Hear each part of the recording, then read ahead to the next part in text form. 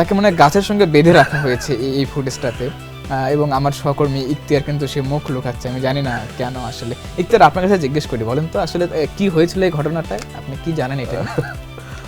ভাই সত্যি কথা বলতে যখন হোস্ট এবং প্রোডিউসার দুজনই আর্জেন্টিনার ফ্যান হবে তখন কিন্তু গেস্টদের একটা প্রেসার থাকবে। আমি আসলে আর্জেন্টাইন সমর্থক, আমরা সেই প্রেসার পড়ে গেছি। আমি এখানে অ্যাবসলিউটলি প্রেসার ফিল করতেছি না, তবে এটা নিয়ে আমার একটা কথা আছে, সেটা হচ্ছে যে এই যে বিশ্বকাপের সময় যখন আসছে তখন আপনি দেখবেন বিভিন্ন রকম আর্জেন্টিনার জার্সি পরা অমুক ওই জায়গায় চুরি করতেছে, ব্রাজিলের সাপোর্ট অমুক জায়গায় চুরি করতেছে, এই সেই।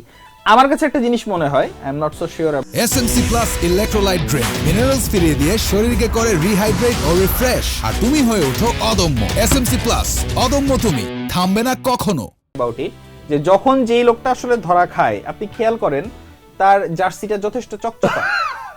মানে আপনি কি বলেন তাই কেউ পরায় রাখছে? শুধুমাত্র তাকে, মানে আপনি কি বলতে চাচ্ছেন তাই কেউ পরায় রাখছে? মেবি এটা এরকম একটা ব্যাপার হয় যে কোন একটা মানুষকে যখন আসলে ধরা হচ্ছে ওই জায়গাতে যেই লোকজনেরা আছে তারা আসলে সুন্দর মতো তাকে একটা সুন্দর, আপনি আসলে ডিফেন্ড করলেন না, আমি ডিফেন্ড করতেছি না, কিন্তু এই জার্সিটা যে এত চকচকা, আমি আর্জেন্টাইন জার্সি পরা একজন, আচ্ছা আমার কাছে সেটাও একদম নিউ চকচকা। আমার কাছে আর্জেন্টিনার একজন আছে, আমি